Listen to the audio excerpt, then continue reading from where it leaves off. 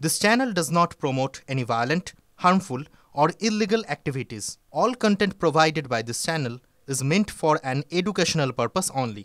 Top quality और consistent performance के लिए सिर्फ सिल्वर पंप नाम याद रखना। টিভি9 বাংলা আমি আত্রে দমদা 10 নিয়ে প্রথমেই খেজুরির বন্ধের দিকে নজর রাখবো, কারণ সেখানে উত্তেজনার ছবি উঠে আসছে। খেজুরির বন্ধে বাঁশগোড়া বাজারে লরি ভাঙচুর করা হয়েছে। বন্ধের সমর্থনে সকাল থেকেই পথে নেমেছেন বিজেপির কর্মীরা। বাঁশগোড়া বাজারে গাড়ি আটকে দেওয়ার অভিযোগ ওঠে। গাড়ি চালকদের সঙ্গে বচসা শুরু হয়। হেরিয়ার কাছে রাস্তা অবরোধ, বন্ধ সমর্থকদের বেঞ্চ দিয়ে ঘিরে দেওয়া হয় রাস্তা। যানজটের সমস্যা দেখা যায়। পুলিশ এসে অবরোধ তোলার চেষ্টা করে। কনিষ্ক আমাদের প্রতিনিধি সঙ্গে রয়েছেন। কনিষ্ক, বেশ কিছু উত্তেজনার খবর পাওয়া যাচ্ছে, কি ছবি সামগ্রিকভাবে খেজুরিতে বন্ধের?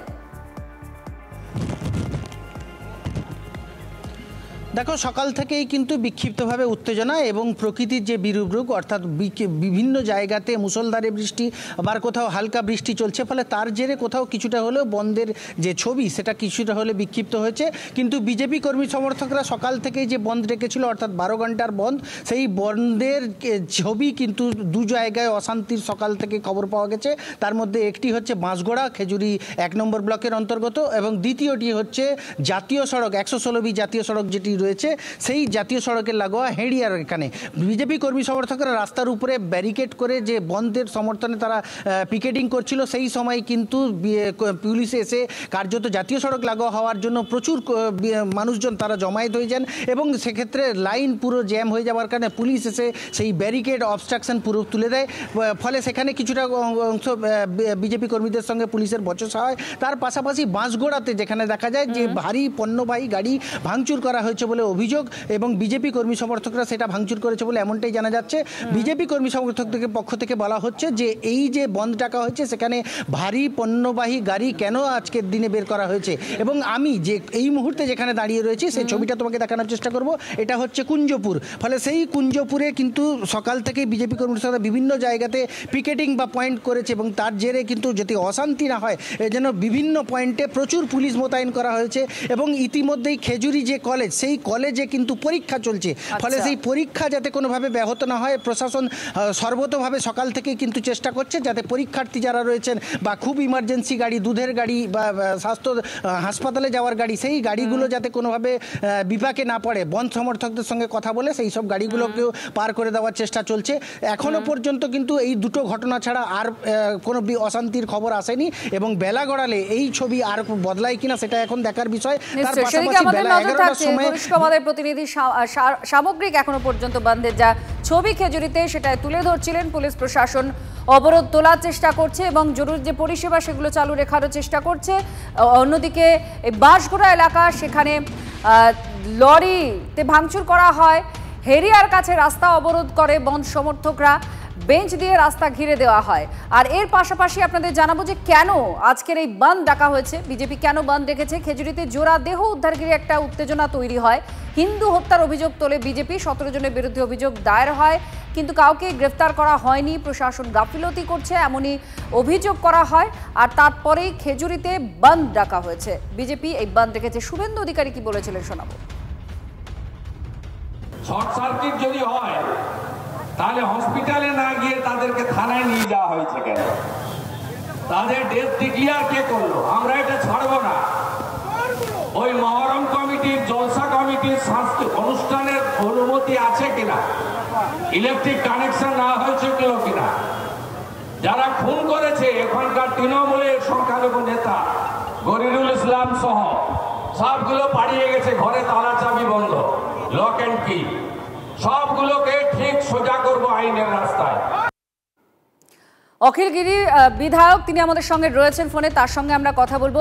অখিল বাবু, বন্ধ হচ্ছে, দোকানপাটও বন্ধ রয়েছে, বিভিন্ন রাস্তা বন্ধ করে দেওয়া আছে, লরি ভাঙচুর করা হয়েছে বিজেপির ডাকায় বন্ধে। আপনি কি বলবেন? আপনারা কি রাস্তায় নেমেছেন? আমরা ওখানে আমাদের প্রতিবাদ করতে গিয়েছি, আমাদের কর্মীদের মারধর করা হয়েছে। প্রশাসন যতটা সম্ভব শান্তিপূর্ণ ভাবে রাখার চেষ্টা করছে। বন্ধকে সন্ত্রাস করছে বিজেপি, ভাঙচুর করেছে। মানুষের সঙ্গে কথা বলেছেন? আজকে সকালে খেজুরিতে গিয়েছিলেন? চাইনি, আমি এখানে আছি, বৃষ্টি হচ্ছে তো সেই জন্য বিভিন্ন জায়গায় দেখতে হচ্ছে, খবর নিতে হচ্ছে। কিন্তু ওখানে আমি যা খবর পেলাম, ওখানে বিভিন্ন ভাবে অত্যাচার হচ্ছে আমাদের কর্মীদের উপরে। কয়েকটা ঘর ভাঙচুর করেছে, বাড়ি বন্ধ, অনেকে ভাঙতে চাইছে না, জবরদস্তি করছে, গায়ের জোরে বন্ধ করার চেষ্টা করছে। ধন্যবাদ।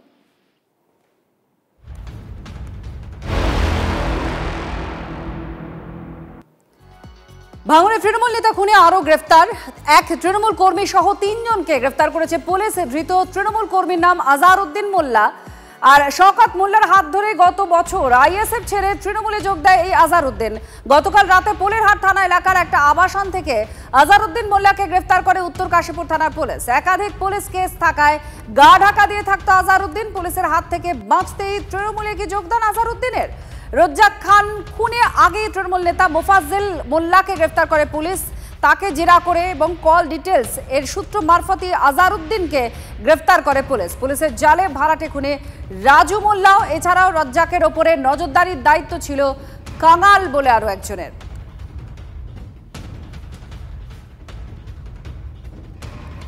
এই মুহূর্তে আরো গ্রেফতারির খবর আমরা পাচ্ছি, আরো 3 জনকে গ্রেফতার করা হয়েছে বলে আমরা জানতে পারছি।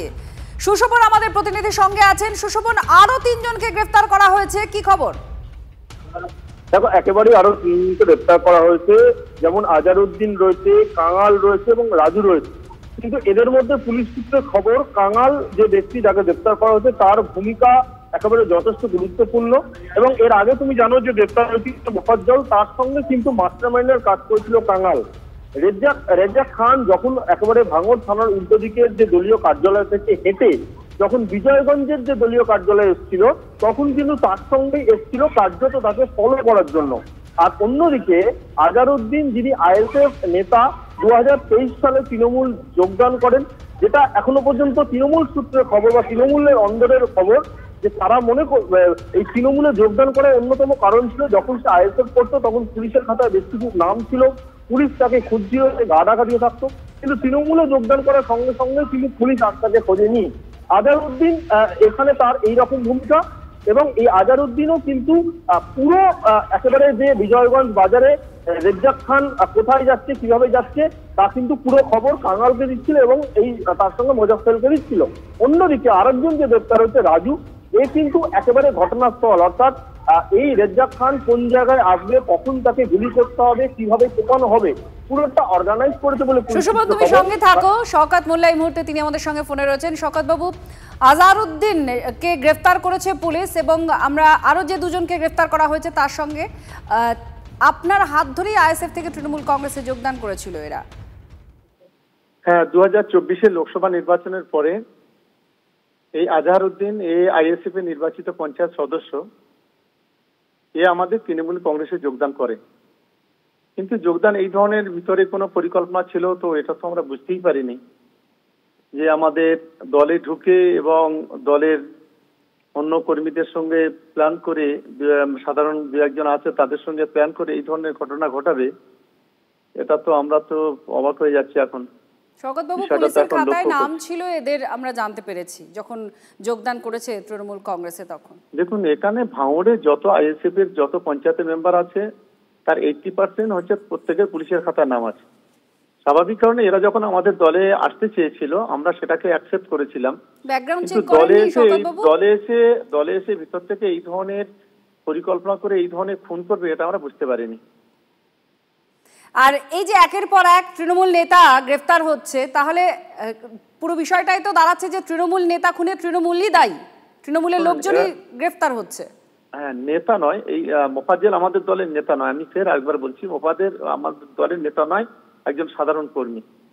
এবারে স্বাভাবিক কারণে এই যে আজহাররা যারা আইএসএফ থেকে এসছে, আইএসএফ থেকে এসে যে ধরনের প্ল্যানিংটা করেছে এটা আমাদের নজরের বাইরে ছিল। ফলে এখন আমরা বুঝতে পারছি যে এরা আমাদের দলে এসে কত বড় সর্বনাশটা করেছে। অনেক ধন্যবাদ। শওকত মোল্লা আমাদের সঙ্গে ছিলেন। আপনারা শুনছিলেন যে আরো 3 জনকে যাদেরকে গ্রেফতার করা হয়েছে এরা প্রত্যেকে তৃণমূলের কর্মী। রাজ্জাক খুনের জালে মোফাজ্জেলকে জেরা করে এবং এর কল ডিটেলস এই সমস্ত কিছু ঘেঁটেই পুলিশ এই তিনজনকে গ্রেফতার করেছে। রাজ্জাক খুনের সময় যার উপর নজরদারির দায়িত্ব ছিল সেই কাঙাল পাকড়াও, রাজু মোল্লা যে ভাড়াটে খুনি সেও পুলিশের জালে, এবং যার মধ্যে মূল এই আজহারউদ্দিন যার খোঁজ পায় মোফাজ্জেলকে জেরা করে পুলিশ, তাকেও গ্রেফতার করেছে। মোট এখনো পর্যন্ত মোফাজ্জেল, আজহারউদ্দিন সহ 4 জনকে গ্রেফতার করলো পুলিশ, এবং এরা প্রত্যেকে তৃণমূলের কর্মী।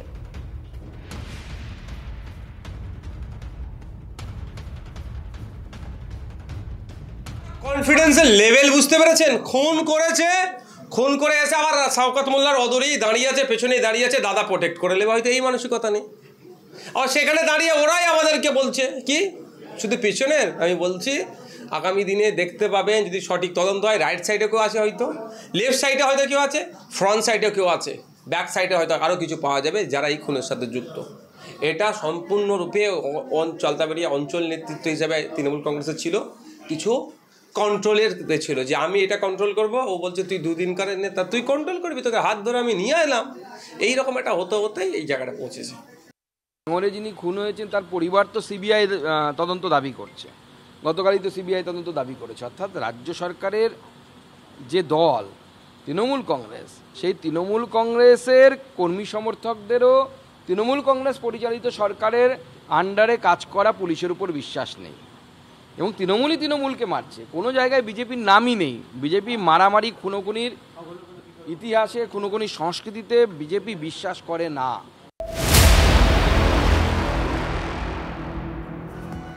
সাথে তৃণমূল নেতা খুনে এখনো গ্রেফতারি শূন্য, আটক করা হয়েছে 2 মহিলা সহ 3 জনকে আটক করেছে পুলিশ। বাড়ি থেকে ডেকে নিয়ে গিয়ে একেবারে পয়েন্ট ব্ল্যাঙ্ক রেঞ্জ থেকে, মানে খুব কাছ থেকে গুলি করে খুন করা হয় তৃণমূলের অঞ্চল সভাপতি পীযূষ ঘোষকে। আগেও হুমকি দেওয়া হয়েছে পীযূষকে, এমনই দাবি করা হয়েছে তার পরিবারের তরফ থেকে।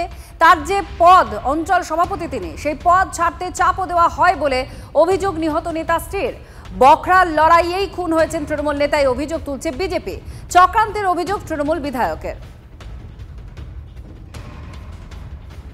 কি হুমকি দিত? মানে কোনো চিরকুট দিয়েছিল কি? মানে ওই যে পদ দেওয়া আছে সেই পদটা ছাড়তে হবে। দলের পদ না, ওই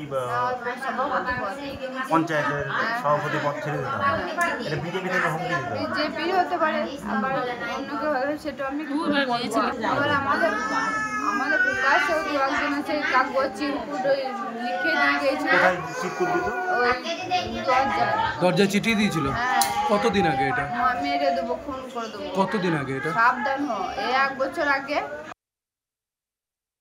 যে এটা পুরোটাই টাকার ভাগাভাগি নিয়ে সমস্যা, এবং আমি চোখ বন্ধ করে এখান থেকে আমি ভবিষ্যৎবাণী করতে পারি যে এর যদি সঠিক তদন্ত হয় এবং যারা অপরাধী তারা ধরা পড়ে, প্রত্যেকেই তৃণমূল কংগ্রেস বা তৃণমূল কংগ্রেস আশ্রিত দুষ্কৃতী ধরা পড়ে। না না, তৃণমূলের এটা নোংরা এবং ব্যাংকার রাজনীতি। তার পুলিশই তো তৃণমূলের লোকেদেরকে অ্যারেস্ট করছে, আমরা তো কাউকে অ্যারেস্ট করছি না, আমরা তো অ্যারেস্ট করতে পারবো না। অ্যারেস্ট হচ্ছে তৃণমূলের নেতারাই। এটা তো চক্রান্ত করে খুনটা হয়েছে। এই চক্রান্তটা কারা করলো এটা তদন্তের বিষয়, এবং চক্রান্ত না করলে সে হঠাৎ করে রাত্রিবেলাতে বাড়ি থেকে বেরিয়ে গেল কেন। এবং আরেকটা বিষয় হচ্ছে যে দুষ্কৃতকারী ছাড়া আর্মস তো সাধারণ মানুষ ব্যবহার করতে পারে না, তারা তো ভয়ে আর্মস হাতই দেয় না, এবং এগুলো ম্যাক্সিমাম ইলিগাল আর্মস দিয়েই এই কাজগুলো হয়। তো তাহলে এটা সম্পূর্ণ পুলিশের তদন্ত ছাড়া এই ইলিগাল আর্মস কারা ব্যবহার করলো এবং ক্রিমিনাল অ্যান্টি সোশ্যাল কারা, তারা কোথায় থাকে, কী বিষয়টা সম্পূর্ণ পুলিশের তদন্ত। আমাদের তদন্তর দিকেই আমরা তাকিয়ে আছি।